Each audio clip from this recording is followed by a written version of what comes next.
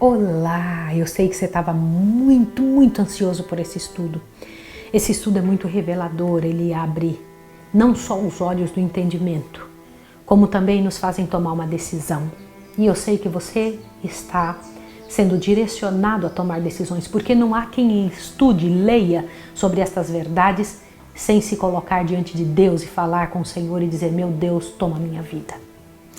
Eu preciso ler com você o que vamos ler hoje e eu o faço com muito respeito, porque na verdade eu não estarei simplesmente lendo a Bíblia, eu vou estar lendo a história do mundo. E pela graça e poder de Deus, nós hoje podemos tomar posição diante do Deus de toda a terra.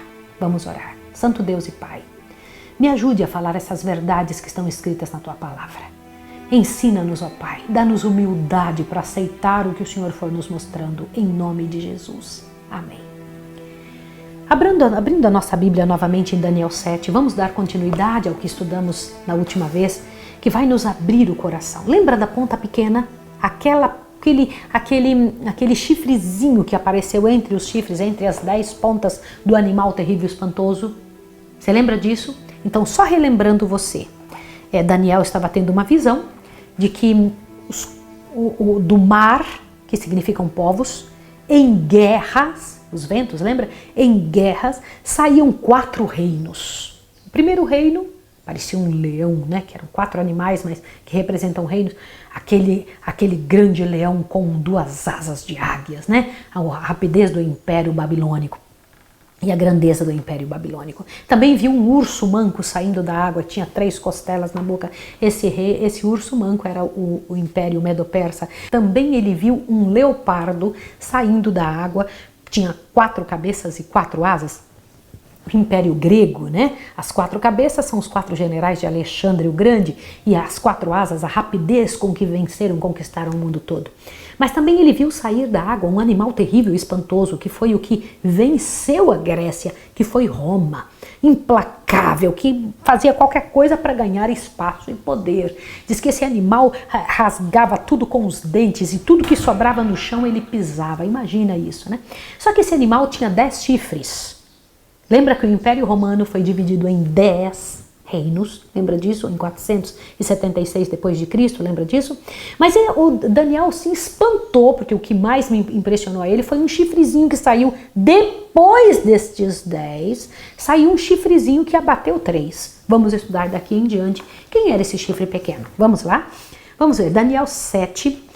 Tem uma pergunta. Que é dito da ponta pequena em comparação com as 10 pontas do 4º animal de Daniel 7?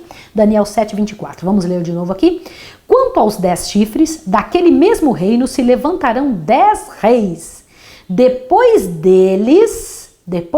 desses 10 reis, os reinos da Europa, lembra? Se levantará outro, o qual será diferente de todos os primeiros e abaterá 3. Vamos entender isso aqui. Quando o Império Romano se quebrou em 10 reinos, que são os 10 países da Europa, o papado tomou o poder que Roma já não tinha mais. Veja que interessante. Como que eu sei isso? Que atitude de rivalidade contra o Altíssimo iria assumir o papado representado pela ponta pequena? Daniel 7, 25. Proferirá palavras contra o Altíssimo, destruirá os santos do Altíssimo e cuidará em mudar os tempos e as leis. Eles serão entregues nas suas mãos por um tempo, e tempos e metade de um tempo. Veja que coisa interessante. O que é proferir palavras contra o Altíssimo? Vamos entender agora. Falando do homem do pecado, como descreve São Paulo esse mesmo poder? Segundo Tessalonicenses 2,4. São Paulo, apóstolo, também tinha previsto que isso haveria de acontecer. Vamos dar uma olhadinha juntos? Eu quero que você veja 2 Tessalonicenses, por favor.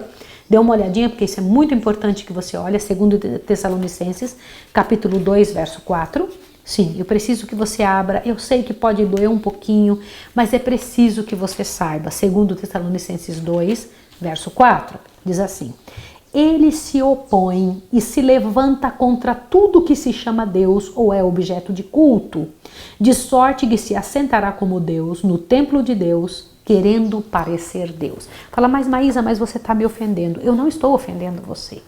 O que eu estou fazendo aqui é tentar ler para você o que foi dito. Paulo disse que viu um poder se levantar na terra, como se fosse Deus, querendo parecer Deus, perseguindo o povo de Deus. Em Daniel também foi dito isso. E como eu sei que é o papado? Presta atenção. Olha só, as seguintes citações, vindas na maioria de autoridades e fontes religiosas católicas, tá? Romanas, indicam como o papado se exaltou de modo a cumprir este vaticínio profético. Como assim? O papado, ele mudou a lei de Deus. Você quer ver? Todos os nomes que nas escrituras se aplicam a Cristo, por virtude dos quais é estabelecido ser ele cabeça da igreja, são aplicáveis ao papado. Como? Isso mesmo. Todos os nomes de Cristo, o papado disse que é dele. Como? Onde está escrito isso? Observa esta fonte. Eu preciso que você veja isso. Você tem que ter essa certeza do que eu estou lhe falando. Eu não estou simplesmente lhe comentando um detalhe, estou lhe provando dos próprios livros católicos onde diz isso. Avante. Olha, tu és o pastor, tu és o médico, tu és o diretor, tu és o lavrador, finalmente tu és outro Deus na terra. Estou falando isso que veio dos livros católicos, dizendo a respeito do papado, do Papa. Aqui está a fonte. Observa agora, observe isso aqui. O Papa é o supremo juiz da lei na terra, é o representante de Cristo, que é não somente um sacerdote para sempre, mas também rei dos reis e senhor dos senhores. Onde está escrito isso? Observe aqui. Agora veja outra citação. O Papa é coroado com uma coroa tríplice, como rei dos céus e da terra e das regiões inferiores. Onde está escrito isso? Avante. Olha o que diz aqui agora. O Papa é o vigário de Cristo, ou a cabeça visível da igreja sobre a terra. Os atributos do Papa são os mesmos que os de Cristo. Ele pode perdoar pecados, também o pode o Papa. O Papa é o único homem que se arroga o vicariato de Cristo. Sua pretensão não encontra oposição séria e isso lhe estabelece autoridade. Onde está escrito isso aqui? Avante. Olha o que ainda diz. Isso aqui veio, é só material que veio dos próprios livros da Igreja Católica. Ensinamos e expomos ser um dogma divinamente revelado que quando o pontífice romano fala ex cátedra, isto é, quando, no desempenho do ofício de pastor e doutor de toda a cristandade, em virtude de sua suprema autoridade apostólica, expõe uma doutrina de fé ou de moral a ser seguida pela Igreja Universal, pela divina assistência a ele prometida na pessoa do bem-aventurado São Pedro, se acha revestido daquela infalibilidade que é da vontade do Divino Redentor que sua Igreja possua para definir doutrina atinente à fé ou à moral, e que, portanto, tais definições de pontífice romano são imutáveis em si mesmas e não dependentes da aprovação da Igreja. Aqui está a fonte de onde foi tirado isso. É muito importante você entender. Mais outro. Assumiram os papas infalibilidade. O que significa isso aqui? Infalibilidade. Não erram. Vou ler de novo. Assumiram os papas infalibilidade, que só a Deus pertence. Pretendem abrir e fechar o céu, que só a Deus pertence. Pretendem perdoar pecados, o que só a Deus pertence. Pretendem ser os mais elevados que todos os reis terrestres, que só a Deus pertence, e excedem a Deus ao pretenderem desobrigar nações inteiras de voto de fidelidade ao seu rei, quando este não for de seu agrado, e vão contra Deus e ao concederem indulgência pelos pecados. Essa é a pior de todas as blasfêmias. Adam Clarke foi que disse isso sobre Daniel 7:25. Agora, como trataria o povo de Deus esta ponta pequena? Como essa ponta pequena iria tratar o povo de Deus? Daniel 7:25, você acabou de ler comigo, olha. Proferirá palavras contra o Altíssimo, destruirá os santos do Altíssimo e cuidará em mudar os tempos e as leis. Como foi isso? Isso foi a Grande Idade Média. Quem não seguia o que o Papa queria, ele então mandava perseguir e matar. Você se lembra o que foram as cruzadas? Você se lembra o que foi a grande quantidade de a Inquisição Romana? Pois avante, espere para eu te explicar mais uma coisa. Olha, a feroz crueldade do Duque de Alba nos Países Baixos, os martírios sanguinários do reinado da Rainha Maria, a extinção por meio do fogo da espada da Reforma na Espanha e Itália, Portugal e Polônia, o massacre de São Bartolomeu, a longa e cruel perseguição dos huguenotes e todas as infâmias e barbaridades da revogação do Edito de Nantes, que juncou de refugiados todas as praias da Europa, Roma papal as perpetrou. Inumeráveis foram suas vítimas. Só na Espanha, calcula Lorente, foram vítimas da Inquisição 31.912 queimados vivos, 291.450 supostos penitentes foram forçados à submissão por meio da água, pesos, fogo, rodas e torniquetes e todos os aparelhos mediante os quais os nervos podiam ser entesados sem se romper e moídos os ossos sem se serem quebrados o corpo e inteiramente esmiuçados sem se perderem a vida. 1 milhão pereceu no massacre dos albigenses. Nos 30 anos que se seguiram à primeira instituição dos jesuítas, 900.000 fiéis cristãos foram trucidados, 36.000 foram vitimados pelo executor ordinário nos Países Baixos por ordem do Duque de Alba, que se vangloriava desse feito. 50.000 flamengos e alemães foram enforcados, queimados ou sepultados vivos no reinado de Carlos V. Aqui está a fonte.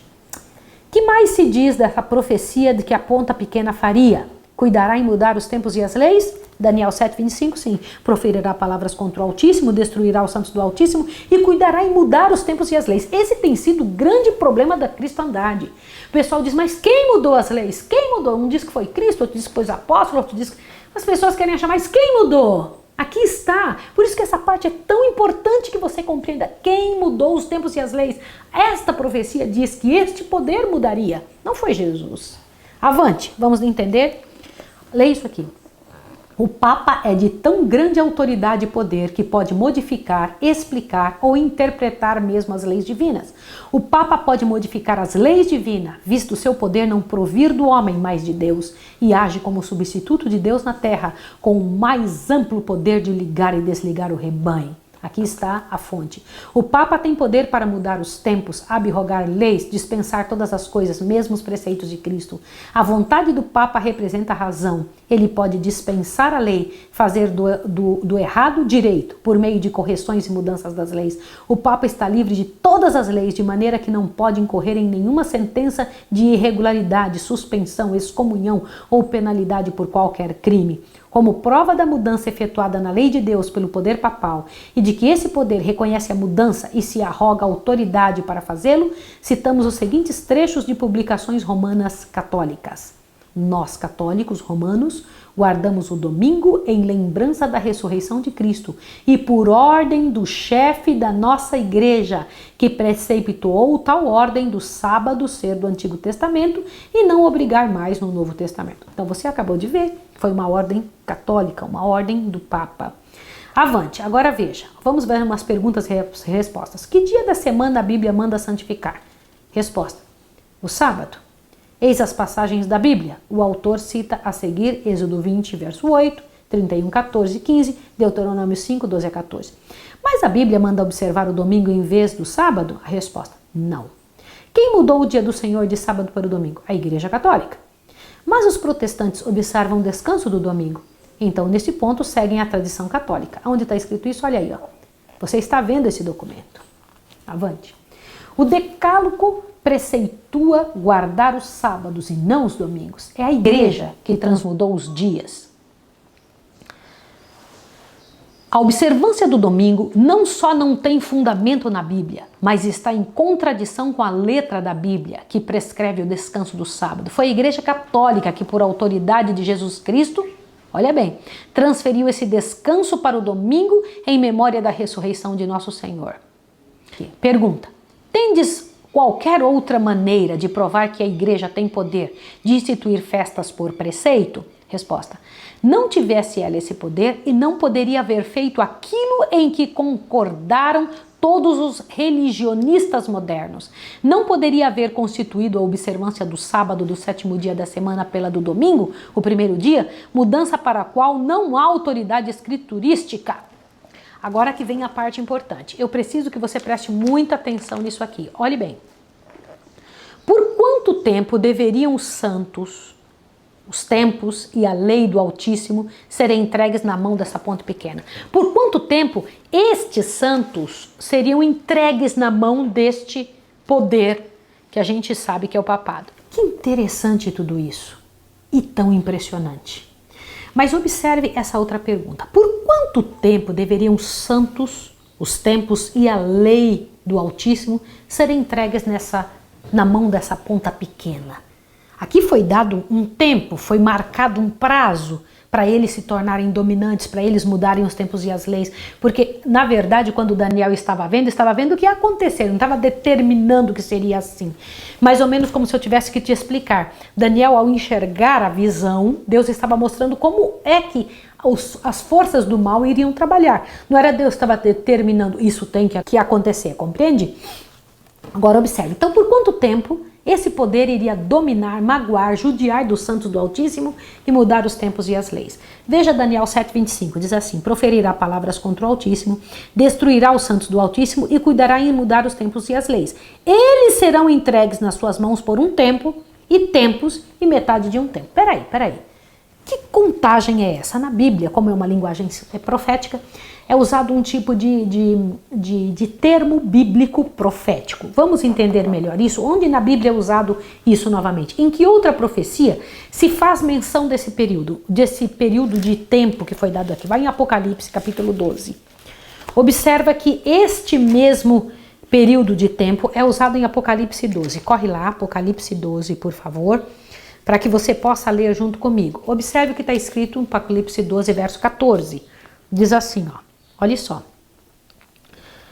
E foram dadas à mulher as duas asas como de águia, para que voasse até o deserto, ao seu lugar onde é sustentado por um tempo, e tempos, e metade de um tempo fora da vista da serpente.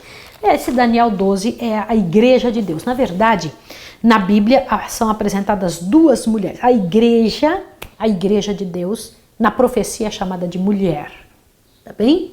Então existe a mulher prostituta e a mulher pura. A mulher pura é a igreja de Deus, tá bom? Então aqui em Apocalipse 12 é a mulher pura, que diz que ela, por ser perseguida, ficou escondida fora da vista da serpente, que é Satanás, durante um tempo, 2 tempos e metade de um tempo. Vamos entender melhor isso? Em Apocalipse 12, 6, vai de novo para Apocalipse 12, é falado e explicado este tempo. O que é um tempo, 2 tempos e metade de um tempo? O que é isso? Vamos lá, Apocalipse 12, no próprio Apocalipse 12. Eu fechei, nem sei porquê, devia nem ter fechado, que eu já continuaria. Vamos lá, Apocalipse 12, verso 6, diz assim: a mulher fugiu para o deserto, onde já havia um lugar preparado por Deus, para que ali fosse alimentada durante quanto tempo? 1260 anos. Então um tempo, 2 tempos e metade de um tempo é 1260 anos? É, mas eu vou te explicar e te provar isso. Como sempre nós trabalhamos, nós não trabalhamos fora desse tempo, né, de explicação bíblica a respeito do assunto. Vamos ver por que é que nós temos esse simbolismo, um tempo, 2 tempos e metade de um tempo é igual a 1260 anos? Vamos ver por quê? Abre a sua Bíblia em Números 14, 34. Corre lá, livro de Números, lá no início da Bíblia, vai lá. Muito bom estudar a Bíblia, daqui um pouco você está sabendo tanto. O interesse de Deus é que você se transforme em professor, para explicar para todo mundo, tá? Olha lá, Números 14, 34, vai lá. Segundo o número dos dias em que espiastes a terra, 40 dias, cada dia representando um ano. Aí você fala, pronto, já peguei, tá bom. Então cada dia na profecia representa um ano, tá vendo? Levarei sobre vós as vossas iniquidades 40 anos. Conhecereis então o meu desagrado. O que é que diz? Então Ezequiel 4:6 também diz isso. Vai lá, vai lá em Ezequiel, para você ver que não é um lugar só na Bíblia onde nós temos essa informação.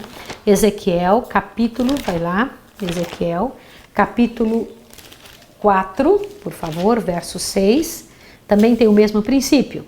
Quando tiverdes cumprido estes, tornar-te-ás deitar sobre o teu lado direito e levarás a maldade da casa de Judá 40 dias. Um dia te dei para cada ano. Então, na profecia, um dia representa um ano. Pronto, simples assim. Mas vamos entender melhor isso? Veja este gráfico, observe. Sendo um tempo em profecia o mesmo que um ano, Lá em Daniel 11:3 diz isso. 3,5 tempos seriam 3,5 anos, ou 42 meses, ou 1.260 dias, de conformidade com o ano de 360 dias, ou seja, 12 meses de 30 dias cada um, usando em profecia cronológica. Visto cada dia representar um ano, o período cujo fim deveria marcar o limite de tempo de supremacia da ponta pequena, o papado, sobre os santos, os tempos e as leis, seria, portanto, de 1.260 anos. Agora olha aqui para mim, será que isso aconteceu assim? Será que foi desta forma? Será que a igreja, isso aqui é muito interessante, a igreja, o papado, dominou o mundo durante 1.260 dias mesmo? Será que é verdade isso? E se você assustadoramente descobrir e ver que foi assim mesmo, que foi desse jeito? Prepare agora para o que você vai ouvir. O decreto do imperador Justiniano, emitido em 536 Anno Domini ou depois de Cristo, reconheceu o Papa como cabeça de todas as igrejas. Código de Justiniano, livro 1, título 1, Baronius Annals ad Anno Domini 533. Apesar da derrota dos ostrogodos no cerco de Roma, 5 anos mais tarde, Anno Domini 538, foi o golpe mortal para a independência do poder ariano que governava a Itália e constituiu, portanto, uma data notável no desenvolvimento da supremacia papal. Com o período de 533 a 538, pois, começaram os 1.260 anos desta profecia, que se estenderia até o período de 1793 a 1798.